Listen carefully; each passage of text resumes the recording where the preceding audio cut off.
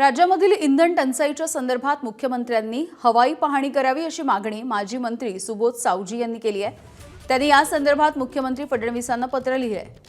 मुख्यमंत्र्यांनी प्रत्येक पालकमंत्र्याला सोबत घेऊन इंधन टंचाई, एलपीजी गॅस टंचाई या संदर्भात हेलिकॉप्टरमधून हवाई पाहणी करावी, जेणेकरून पेट्रोल पंपावरती लागलेल्या रांगा, समृद्धी महामार्गावरती थांबलेली वाहनं आणि एलपीजी गॅस एजन्सीच्या समोर लागलेल्या रांगा दिसतील।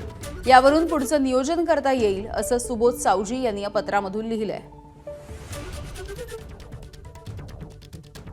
महाराष्ट्राचा दौरा करताना त्या जिल्ह्याचे पालकमंत्री त्यांनी सोबत ठेवावे आणि हा दौरा तात्काळ करावा। यांच्या लक्षात येईल की समृद्धी महामार्ग, पेट्रोल पंप, लहान लहान गावं, मोठमोठे शहर आहेत, या ठिकाणी किती मागणी आहे, लोक किती भयभीत झालेले आहेत। फडणवीस साहेबांनी दिशाभूल करणं सोडून द्यावं आणि ही पाहणी करून यामध्ये ताबडतोब लक्ष घालावं हीच विनंती। एबीपी माझा, उघडा डोळे बघा नीट।